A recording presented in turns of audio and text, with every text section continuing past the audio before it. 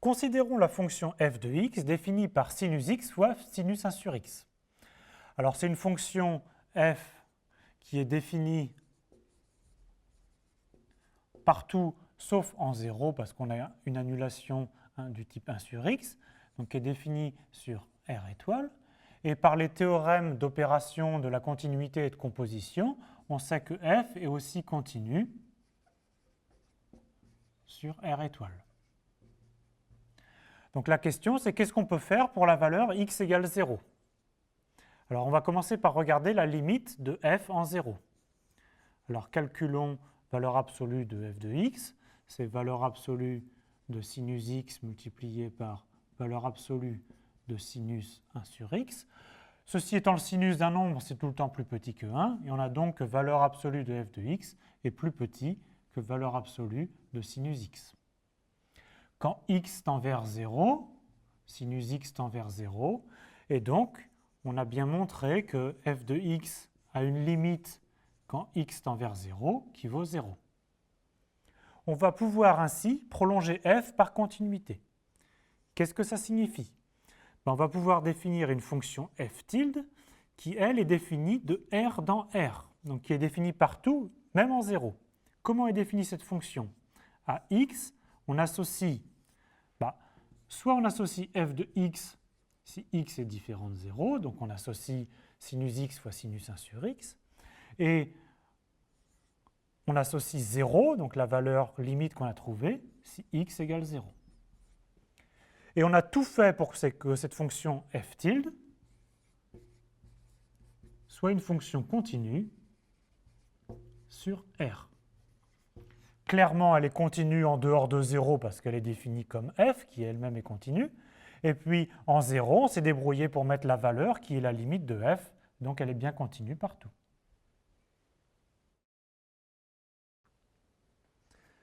Même question avec la fonction g de x définie par 1 sur x multiplié par log d'exponentielle x plus exponentielle moins x sur 2. Cette fonction est définie sauf en 0 parce qu'on a une annulation, et par les théorèmes généraux sur la continuité, elle est continue sur R étoile. La question qui se pose, c'est qu'est-ce qu'on peut dire pour le prolongement par continuité en x égale 0? Alors la meilleure façon de voir qu'il y a une limite, c'est de considérer la fonction k de x égale à log d'exponentielle x plus exponentielle moins x sur 2. On remarque à ce moment-là que la fonction g de x, c'est en fait le taux d'accroissement k de x moins k de 0 sur x moins 0. En effet, k de 0 vaut 0. K de x, c'est exactement cette expression-là, et donc on divise par x et on obtient bien g de x. Donc ceci est le taux d'accroissement de la fonction k de x. La fonction k de x est dérivable, et donc on sait que quand x tend vers 0, ce taux d'accroissement tend vers la dérivée k' de 0. Alors reste à calculer la dérivée k' de x, qui vaut en fait exponentielle x moins exponentielle moins x sur exponentielle x plus exponentielle moins x, et donc k' de 0 vaut 0. On vient donc de montrer que g de x a pour limite 0 quand x tend vers 0, et donc on peut définir une nouvelle fonction g tilde qui, elle, est définie partout de la façon suivante. À x, on associe g de x si x est différent de 0, donc on associe cette expression-là, et si x égale 0, on associe 0 si x égale 0.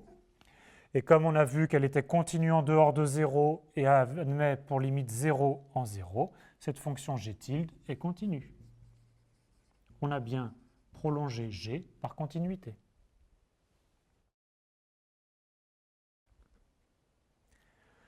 Voyons voir si on peut faire la même chose avec la fonction h de x qui est égale à 1 sur 1 moins x moins 2 sur 1 moins x au carré. Alors tout d'abord, cette fonction h est définie et continue partout où il n'en a pas de pôle, c'est-à-dire en dehors de x égale 1, mais attention, aussi en dehors de x égale moins 1. Donc la fonction h, elle est définie et continue sur R, privé de moins 1 et plus 1. Il s'agit de voir maintenant ce qu'on peut faire pour ces valeurs moins 1 et plus 1. Alors on va réécrire h sous une forme un peu différente. On remarque que 1 moins x2, c'est 1 moins x facteur de 1 plus x. Donc quand on réduit au même dénominateur, on obtient 1 plus x moins 2, ce qui est donc moins 1 plus x sur 1 moins x facteur de 1 plus x. Ça va se simplifier ici en moins 1 sur 1 plus x.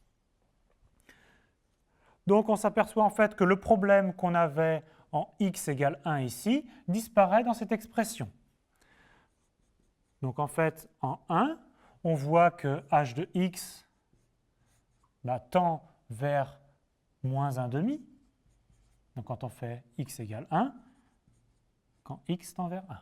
Et donc on peut prolonger h par continuité en 1 en posant la valeur moins 1 demi. Par contre, en moins 1, on a un problème. En effet, regardons ce qui se passe quand x tend vers moins 1 par valeur supérieure. Quand x tend vers moins 1 par valeur supérieure, le dénominateur tend vers 0 par valeur positive et on a au numérateur moins 1, donc ça tend en fait vers moins l'infini. Qu'est-ce qui se passe? Quelle est la limite de h de x quand x tend vers moins 1 par valeur inférieure? Le dénominateur à ce moment-là est positif et tend vers 0 et le dénominateur est négatif et tend vers 0. Le numérateur est aussi négatif, ça tend vers plus l'infini. Mais dans tous les cas, on sait qu'on ne peut pas associer une limite finie à h en moins 1. Donc h n'a pas de limite en moins 1. Et donc quel est le bilan de notre étude? C'est qu'on peut prolonger h. H se prolonge par continuité sur toutes les valeurs, sauf en valeur moins 1.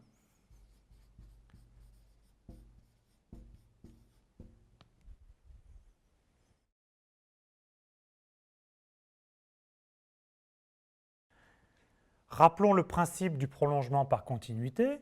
On prend une fonction r qui est définie partout sauf en x0 et on suppose qu'elle est continue sur les deux intervalles moins l'infini x0, x0 plus l'infini. Alors, le prolongement par continuité consiste à trouver une nouvelle fonction f tilde qui, elle, est définie partout, y compris en x0, et qui est définie de la façon suivante. En dehors de x0, on la définit par f de x, et on la définit par une nouvelle valeur y0 si x égale x0. Et il faut se débrouiller pour que cette nouvelle fonction f tilde soit continue partout, donc y compris en x0. Alors en fait, cela revient à montrer que f admet une limite en x0, une limite finie. Donc si on montre que f a une limite finie en x0 qu'on appelle y0, on pose comme nouvelle valeur ce y0 et par définition de la continuité, on a bien prolongé f tilde, f en une fonction f tilde qui est continue partout. Voyons un exemple. On définit la fonction f par sinus x sur x. Alors cette fonction-là est définie partout sauf en 0 parce qu'on a divisé par x et elle est bien sûr continue sur l'intervalle r privé de 0. Mais on sait que sinus x sur x tend vers 1 quand x tend vers 0. Donc en posant f de 0 égale 1, on prolonge la fonction f par continuité. Alors on note souvent abusivement la nouvelle fonction, encore f, et qui elle va être définie sur r de r dans r. Qu'est-ce que ça donne sur le dessin? On a ici le graphe de sinus x sur x qui n'est pas défini en 0, et en 0, on pose la valeur f de 0 égale 1, et la fonction devient une fonction continue sur r. Alors bien sûr, toutes les fonctions ne sont pas prolongeables par continuité. Je vous donne ici l'exemple d'un graphe d'une fonction qui est continue partout sauf en x0, mais il n'y a aucune chance de prolonger la fonction g en x0 en une fonction continue. On a une limite à gauche et une limite à droite qui sont différentes, et donc on ne pourra jamais prolonger g en une fonction continue sur R.